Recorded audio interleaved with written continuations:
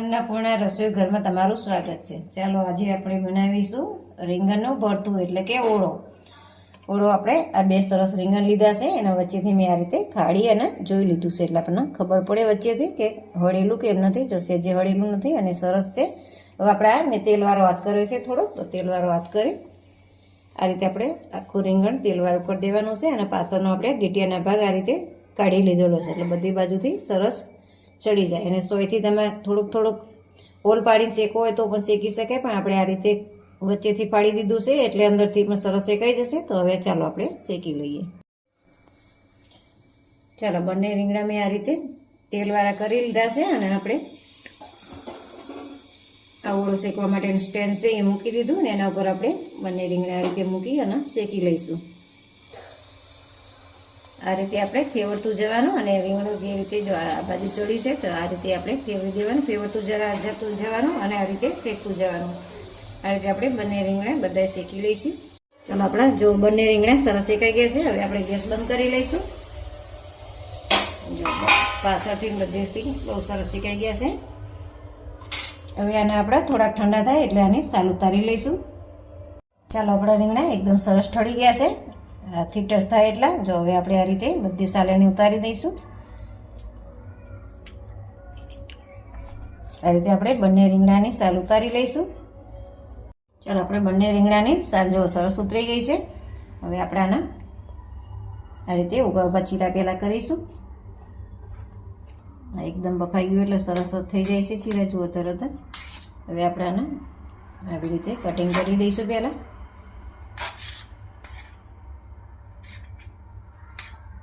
આ રીતે આપણે બંને રીંગણા કટિંગ કરી દેવાના છે। બીટિયાના ભાગ સુધી સરસ ચડી ગયું છે।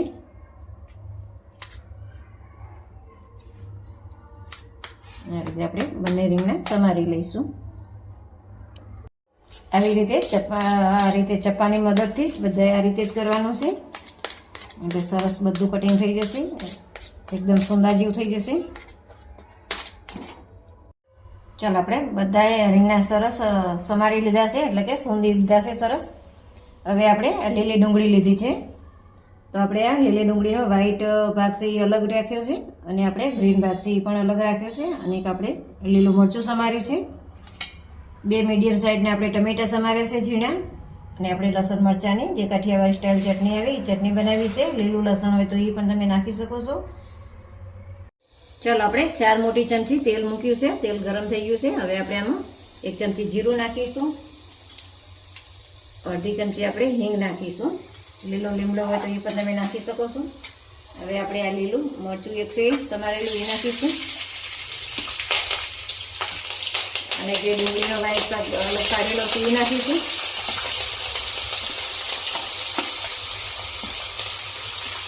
હવે આને મિક્સ કરી લઈશું।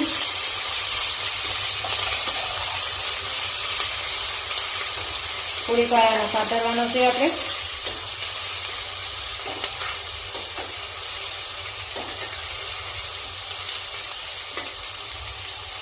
હવે આપણે ટમેટા નાખીશું।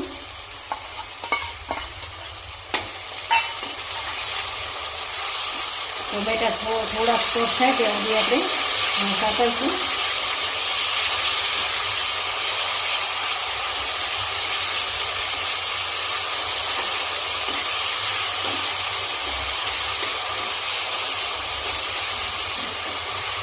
સમય આપણે ગેસ થોડો ધીમો કરી દીધો છે। ચાલો હવે આપણે મસાલા કરીશું। અડધી ચમચી આપણે હળદર નાખીશું,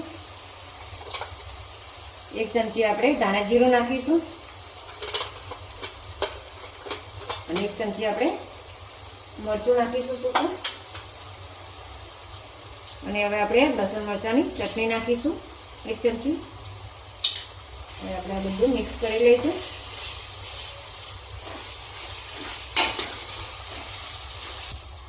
ચાલો આપણા મસાલા બધા ભરી ગયા છે અને તેલ જો સરસ છૂટું પડી ગયું છે। હવે આપણે સ્વાદ પ્રમાણે મીઠું નાખીશું,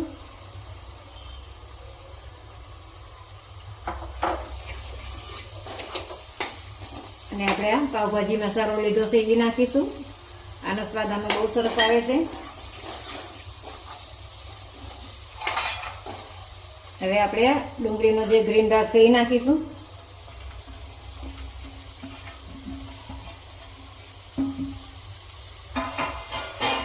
હવે મિક્સ કરી લઈશું સરસ.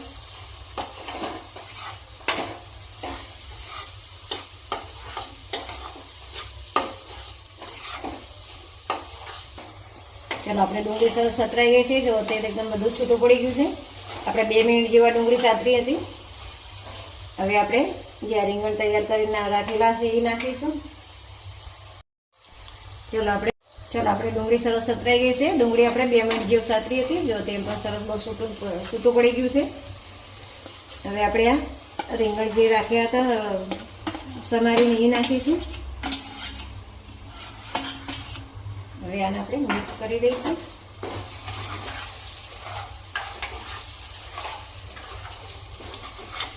તેલ તમારી રીતે તમે વધારે ઓછું કરી શકો છો.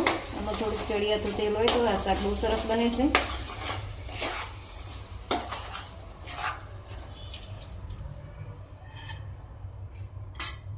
હવે આપણે 2 મિનિટ માટે આ રીતે ઢાંકી અને કૂક થવા દઈશું. ચલો હવે આપણે જોઈ લઈએ. 2 મિનિટ જેવું થઈ ગયું છે. જો તેલ પણ સરસ છૂટું પડી ગયું છે અને બહુ સરસ આપણો ઓળો બની ગયો છે. હવે આપણે ઉપરથી કોથમીર નાખીશું. ચલો બન્યો છે ને સરસ આપણો ઓળો.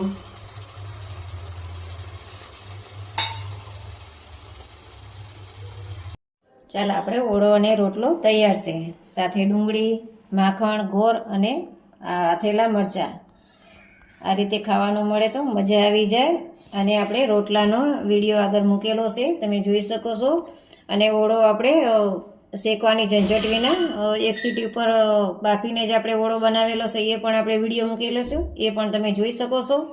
તો તમને આ રેસીપી વિડીયો ગમ્યો હોય તો લાઈક કરો, શેર કરો અને સબસ્ક્રાઈબ કરવાનું ભૂલતા નહીં.